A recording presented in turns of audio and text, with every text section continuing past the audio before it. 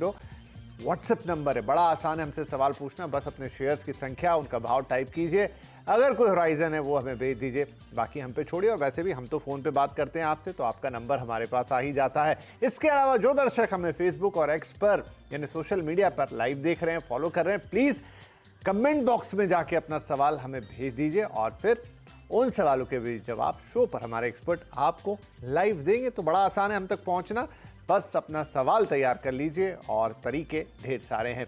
Right, तो आज कार्यक्रम की शुरुआत करते हैं और आपके सवालों के जवाब देने के लिए, कल के लिए आपकी स्ट्रेटजी तैयार करवाने के लिए जो मेहमान हैं वो है retail research Religare broking limited के senior vice president Ravi Singh साहब। रवि जी, बहुत बहुत स्वागत, बहुत बहुत आपका सत्कार यहाँ पर। और आपसे ढेर सारी बातें होंगी आज, लेकिन उससे पहले दर्शकों को जरा आज के बाजार का मजमून बता देते हैं। तो आज के बाजार में बैंकिंग शेयरों की जोरदार तेजी देखने को मिली है। एक्सपायरी के दिन, जो कि बैंक निफ्टी की एक्सपायरी का दिन था, बाजार का जोश काफी हाई दिखाई दिया। तो वहीं लगातार रिकॉर्ड तोड़ हाई भी रोज हम देख रहे हैं। आज भी सेंसेक्स निफ्टी जो है वो नए शिखर पर बंद हुए हैं। सेंसेक्स 545 पॉइंट चढ़कर 89,987 पे बंद हुआ है। इनफैक्ट इसने 80,000 का वोएम लेवल भी क्रॉस किया। निफ्टी 163 पॉइंट चढ़कर 24,287 पे बंद हुआ। मिड कैप इंडेक्स भी आज रिकॉर्ड क्लोजिंग देने में कामयाब रहा। तो इस बीच जरा देख लेते हैं कि बड़े निवेशकों का मूड कैसा रहा, उन्होंने कैसे देखा इस मार्केट को। तो देखिए, एफआईआईज ने तो यहाँ खरीदारी की 5,483 करोड़ रुपए की, लेकिन थोड़ी सी बिकवाली या मुनाफा वसूली कह लें डीआईआईज ने आज करते हुए दिखाई दिए 924 करोड़ रुपए से थोड़ी ज्यादा की। तो ये बड़े निवेशकों के सौदे रहे। राइट, अब कल के बाजार के लिए क्या होगा भाई? आज इतनी तेजी, तो क्या कल भी ये तेजी बरकरार रहेगी? बाजार सरप्राइज भी करता है, बाजार आपको अचंभित करता है। तो क्या कल कोई सरप्राइज है या फिर यही ट्रेंड बरकरार रहेगा, ये हमें बताएंगे रवि जी। तो रवि जी, कल के बाजार के लिए आपकी क्या असेसमेंट है? देखिए, जिस तरीके से अब मार्केट ने सबको सरप्राइज किया है विपिन जी, मुझे लगता है कि ये ग्रीन कलर सब पे छा गया है और अभी और बढ़ेगा। फिलहाल निफ्टी के लेवल्स को अगर यहां पर देखते हैं तो मुझे लगता है कि अभी जो मोमेंटम है वो 350 तक, 24,350 तक जाता हुआ नजर आएगा। और अगर उन लेवल्स के पास मार्केट थोड़ा सस्टेन कर जाता है तो 24,500 के लेवल हम बजट से पहले ही यहां पर अचीव करते हुए नजर आ सकते हैं। दूसरा, सेलिंग कहां पर आएगी? देखिए, बहुत ज्यादा कुछ रिस्क रिवॉर्ड में बाइंग साइड का मोमेंटम बहुत जबरदस्त है। एक एक सेक्टर स्पेसिफिक यहां पर तेजी है। बैंकिंग काउंटर प्राइवेट में पकड़ रहे हैं, फिर आपको चर्निंग होती हुई पीएसयूज में अब दिखाई दे रही। तो मुझे लगता है कि बाइंग साइड से चलना चाहिए। अब बैंक निफ्टी की बात कर लेते हैं, उसमें भी जबरदस्त तेजी है। 53,800 तक के लेवल आपको जल्द देखने को मिल सकते हैं। तो ये तो क्लियर है कि बाय साइड पे चलना है। सेल कहां पर होगा? निफ्टी के लेवल को अगर देखते हैं तो जब तक 24,100 के नीचे निफ्टी ट्रेड नहीं होता तब तक सेल ऑफ नहीं होगा। और सेल बहुत बड़ा नहीं है, यानी कि ज्यादा से ज्यादा आपको 23,800 तक आके मार्केट वापस से स्टेबल होता हुआ नजर आएगा। कल के लिए क्या ट्रेड लेना है? पहला, अगर गैप खुल जाती है तो यहां पर अगर 24,300 के ऊपर का लेवल खुलते हैं, यानी 300, 320, 310 भी रहते हैं, तो बाय करके चलिएगा। टारगेट होगा 24,380 से लगभग 24,400 तक। अब नीचे की साइड पे क्या होगा? अगर नीचे 24,200 खुलता है या 150 खुलता है तो भी डिप पे बाय करिएगा, क्योंकि वापस मोमेंटम 350, 300 की तरफ, 24,300 की तरफ लेके जाएगा। 24, अब जो ऑप्शन ट्रेड कर रहे हैं उनके लिए 24,100 की कॉल 200 रुपए के ऊपर रहेगी। बिना सोचे समझे बाय कर लीजिए।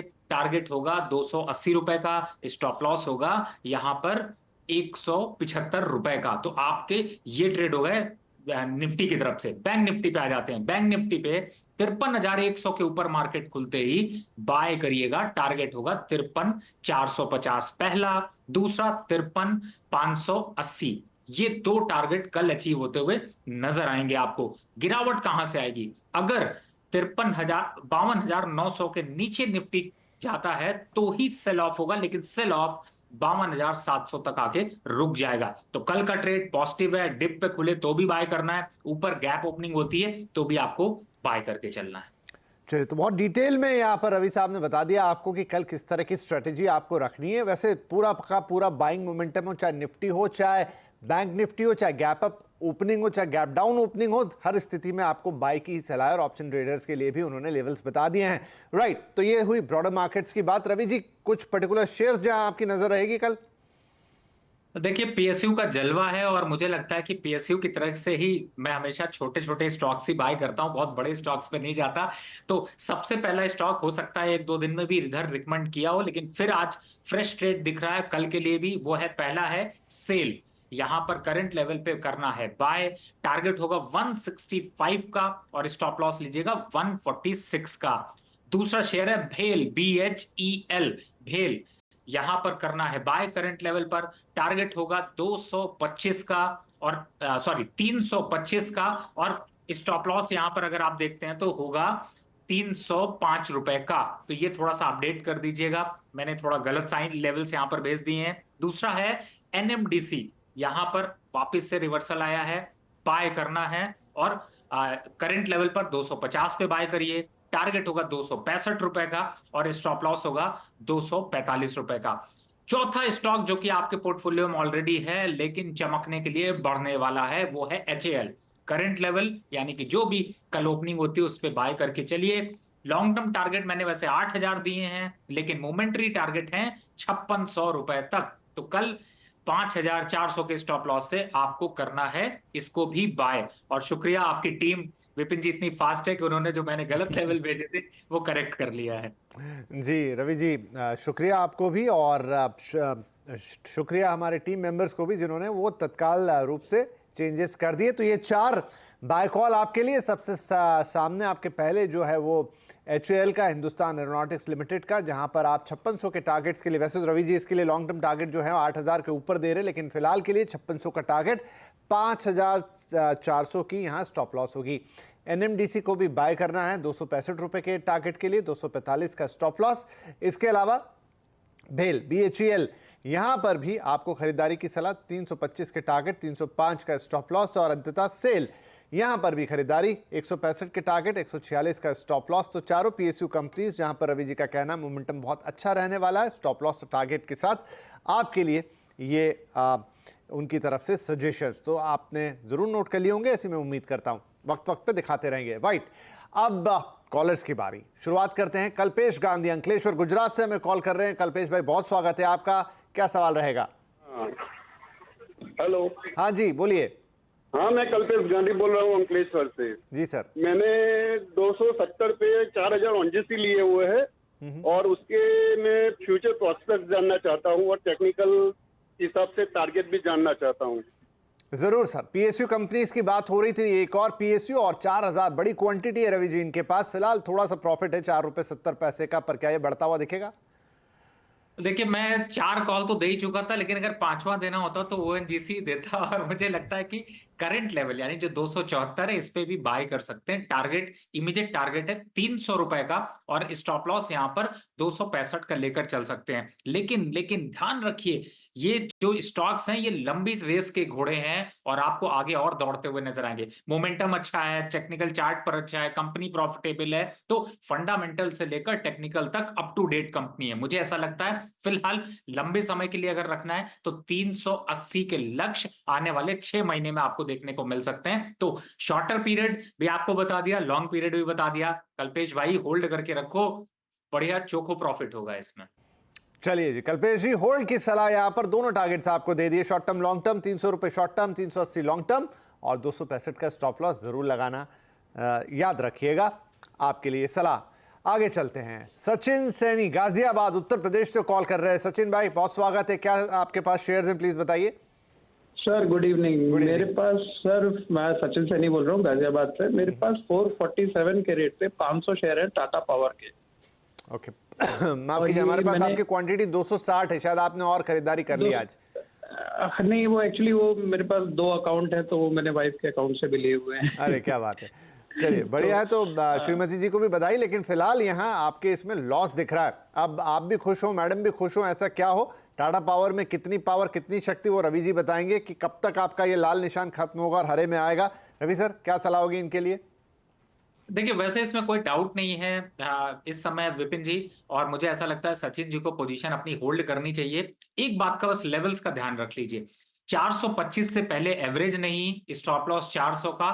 टारगेट अगर 6 महीने और 8 महीने के हिसाब से लेके चलते हैं तो 550 रुपए। लेकिन अगर आपको इमीडिएट सवारी करनी है तो आपको एक और ऑप्शन भी दे देता हूं, इसी में एक आज पीएसयू की लग रहा है राज है, चर्चा उन्हीं की है। तो एनएचपीसी एक ऐसा शेयर है जो कि इस समय चल रहा है 100 रुपए के पास, 500 क्वांटिटी है, चाहे तो थोड़ा सा आप चेंज कर लीजिए। यहाँ पर लॉस सबको जरूर होगा, लेकिन चेंज करने की राय दे रहा हूं, एक के बदले 4 भी ले सकते हैं। तो 100 क्वांटिटी या 200 क्वांटिटी वहां पर सेल करके एनएचपीसी ले लीजिए। दो बहादुर चलेंगे, आगे बढ़ेंगे तो आपको जल्दी प्रॉफिट मिलेगा। ये स्ट्रैटेजी रखिए, नहीं तो पोजीशन होल्ड करके रखिए। टाटा पावर के मोमेंटम अच्छा है, थोड़ा सा कंसोलिडेशन यहाँ पर देखने को मिल रहा है, but upside target 550, stop loss 400 रुपए क्लोजिंग। ठीक है जी, टाटा पावर में फिर अब आपको यही स्ट्रेटेजी अपनानी है जी कि सचिन भाई यहाँ पर होल्ड करके रखना है और आपके जो टारगेट्स हैं वो 550 रुपए के रहेंगे, तो होल्ड कीजिए। और दूसरा एक ऑप्शन भी दे दिया उन्होंने एनएचपीसी भी, कि आधा शेयर यहाँ पे निकाल दीजिए, थोड़ा घाटा होगा लेकिन थोड़ा पैसा एनएचपीसी में लगाएंगे तो उसके भी ऊपर जाने के चांसेस हैं एक कैलकुलेशन के मुताबिक, तो वहाँ पर भी आपको फ़ायदा होता हुआ दिखाई देगा। बाकी आपके ऊपर, आप जैसी स्ट्रेटेजी चाहें, जैसे रखना चाहें, जैसे करना चाहें, आप बिल्कुल कर सकते हैं, लेकिन दोनों सलाह आपके लिए।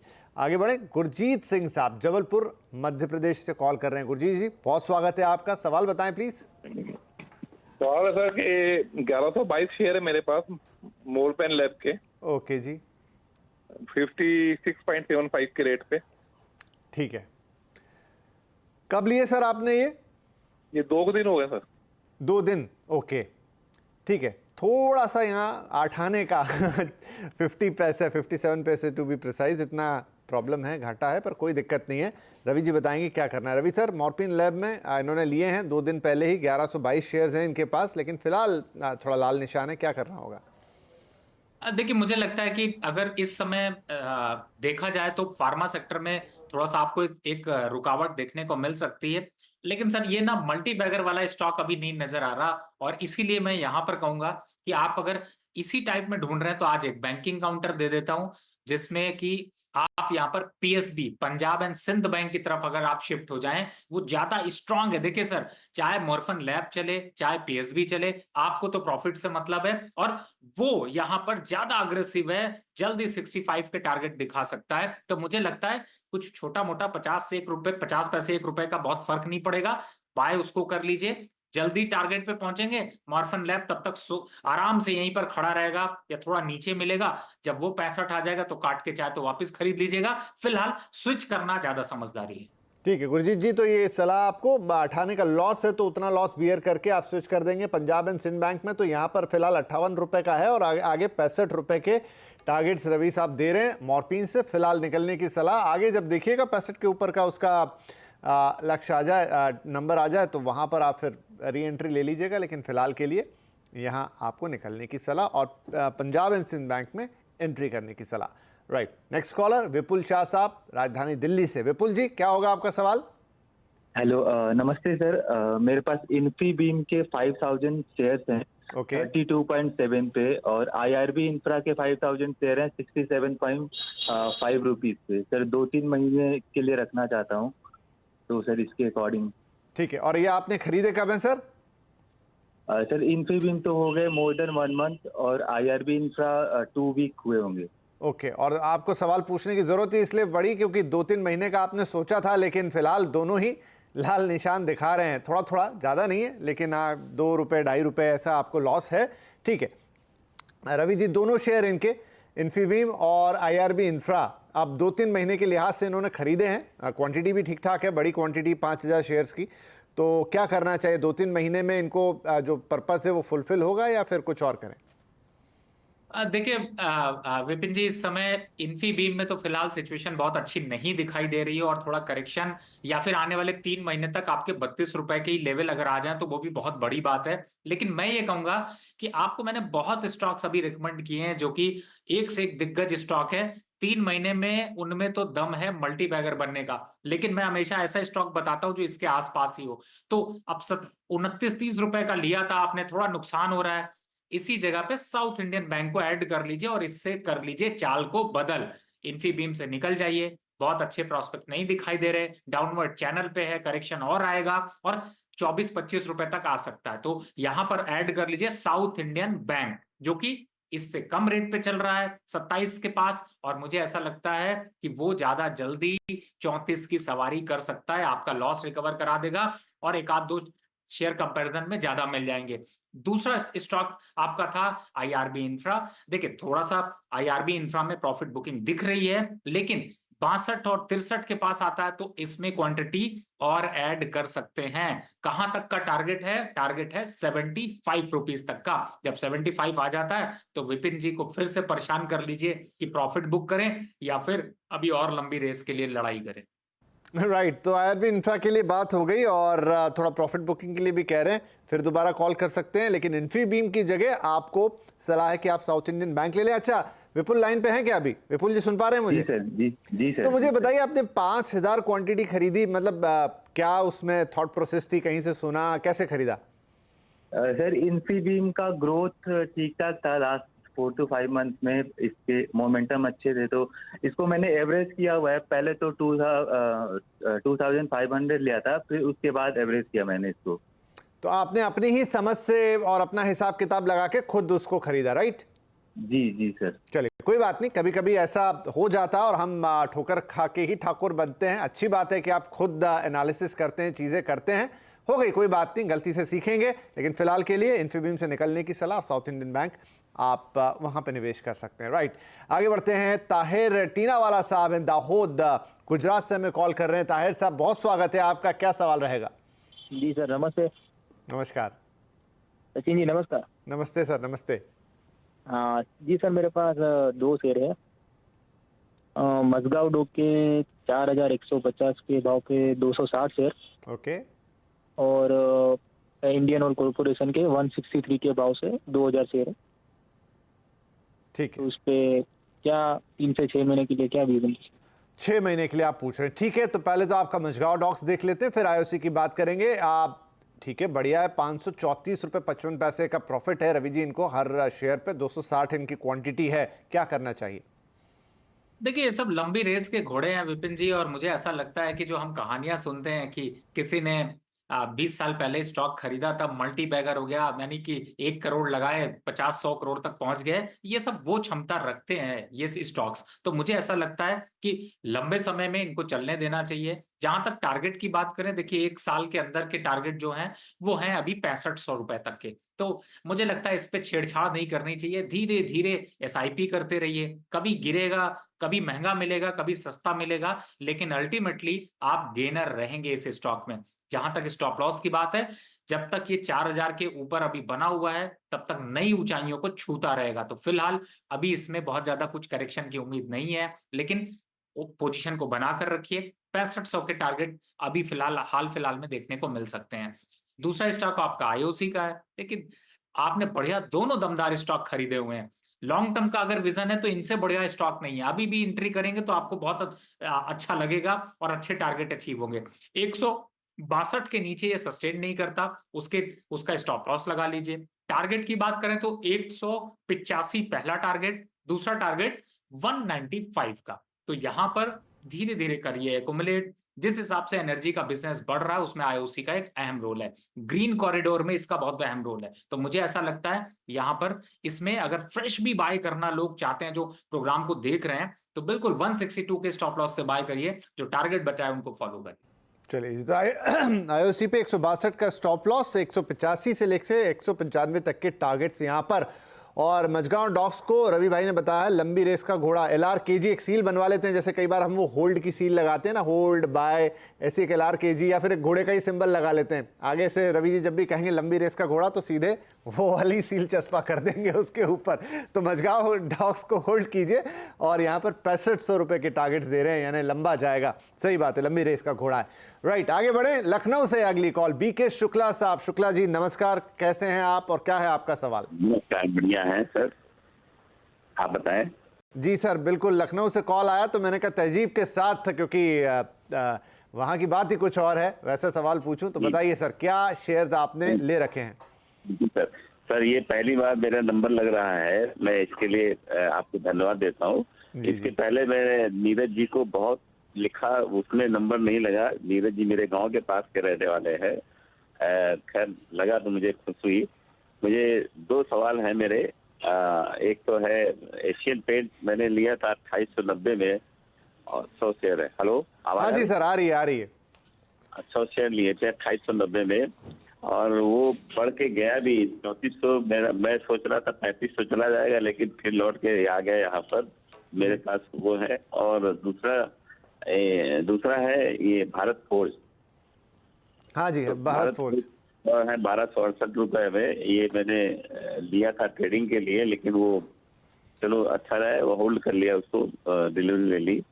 तो अब क्या करना चाहिए? भारत फोर्ज तो चल रहा है, आगे भी उम्मीद है, मुझे करना क्या चाहिए? बिल्कुल सर, मैं आपके दोनों सवाल लूंगा, लेकिन पहले जिनसे आपकी थोड़ी शिकायत है वो भी आ गए हैं स्टूडियो में। मैं आपका नीरज जी हैं, दिखाइए प्लीज नीरज जी को। नीरज जी थोड़ी सी शिकायत रख रहे हैं शुक्ला जी की, इन्होंने आपको शायद सुबह वाले शो में सवाल भेजे लेकिन वो ले नहीं पाए। कोई बात नहीं, शाम के शो में आ गए, लेकिन आप कुछ कहना चाहते हो? कह रहे हैं आपके गाँव के पास के हैं। अरे शुक्ला जी, बहुत शुक्रिया, आप हमारे साथ जुड़े और बेफिक्र रहिए, आपका सवाल मैं जरूर लूंगा। कई बार ऐसा होता है जब बहुत सारे सवाल आ जाते हैं तो बीच में छूट जाता है, लेकिन आपने अच्छा किया याद दिला दिया, मैं डेफिनेटली आपका सवाल लूंगा। ठीक है, चलिए शुक्ला जी, तो नीरज जी से आपकी मुलाकात हमने करा दी, वो आप मिस नहीं हो पाए। सवाल आपका है ही, रवि जी हैं, जवाब देंगे। तो रवि जी, एशियन पेंट्स 100 2890 पर और भारत फोर्ज 100 1268 पर, दोनों में ही प्रॉफिट है सर को, बहुत बढ़िया। शायद वो बस एक मुलाकात करना चाह रहे थे, लेकिन फिर भी ये प्रॉफिट इनका कितना बढ़ता हुआ नजर आएगा? देखिए, प्रॉफिट भी चमकेगा, और नीरज जी तो हमारे गांव के भी हैं, लेकिन बट हमारा भी फोन नहीं उठाते सर, तो हमारी भी कंप्लेन रहती है। तो फिलहाल मैं भी उम्मीद करता हूं कि बात होती रहेगी, और बहुत मैं क्या कहते हैं, मेरे बड़े भाई जैसे हैं और मुझे आशीर्वाद हमेशा देते रहते हैं, ये बहुत अच्छी बात है। तो हमेशा रिक्वेस्ट रहती है। फिलहाल स्टॉक्स पे आ जाते हैं सर। देखिए, दोनों स्टॉक अच्छे हैं, मेरे हिसाब से होल्ड करिए। जहां तक एशियन पेंट की बात है, 3600 रुपए के टारगेट वापस आएंगे। भारत फोर्ज लंबे समय में एक बार 2000 तक के टारगेट आएंगे, तो लंबा प्रॉफिट लीजिए, एकदम आप बने रहिए, जल्दी अभी निकलने की सोचिए नहीं। ठीक है जी, तो लंबे प्रॉफिट से लंबी रेस के घोड़े हैं दोनों ही, आप इसमें बने रहें और आराम से रखिए शुक्ला जी। एंड इनफैक्ट से थैंक्स टू मी कि मैंने आपका सवाल भी ले लिया, नीरज जी से आपकी मुलाकात भी करा दी, तो आपकी सारी शिकायतें दूर। ठीक है सर, चलिए अगला सवाल यहाँ पर हमारे, चलिए ब्रेक लेना है। ओके, बातचीत में वक्त निकल गया, पता नहीं चला, छोटा ब्रेक ले रहे हैं, लेकिन ब्रेक के बाद सवाल होंगे सोशल मीडिया से।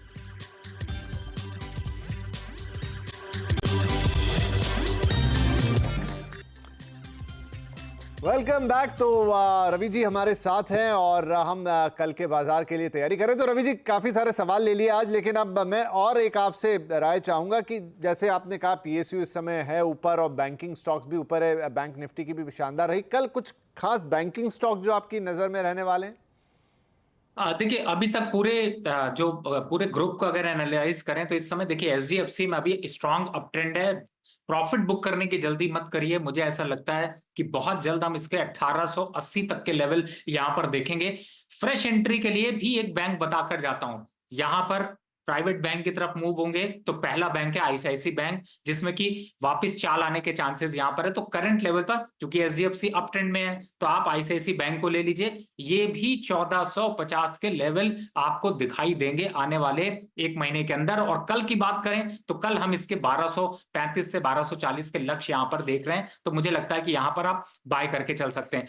एक स्टॉक जो थोड़ा सा दबा रह गया, चला नहीं, वो है सरकारी में कौन सा है? SBI 838-40 के पास थोड़ा सा कंसोलिडेट कर रहा है, लेकिन मुझे लगता है यहां पर लीजिए, क्योंकि ये स्टॉक जल्दी 950 के लक्ष्य दिखा सकता है। स्टॉप लॉस बनता है 800 रुपए का। तो बैंकिंग की बूम है, बैंकिंग का रॉकेट निकल रहा है, और इन्हीं स्टॉक्स को आपको पकड़ कर रखना है। ठीक है रवि सर, बहुत बहुत शुक्रिया, क्योंकि समय बहुत तेजी से आज समाप्त हो गया, लेकिन जाने से पहले आपका बहुत बहुत धन्यवाद। आपने हमारे दर्शकों के सवालों के जवाब दिए और कल के लिए स्ट्रैटेजी भी बताई। दर्शकों से भी अब इजाजत लेंगे, लेकिन आप जान चुके कि नीरज जी स्टूडियो में पधार चुके हैं और यहां से आवाज अड्डा उनके साथ देखिए। नमस्कार।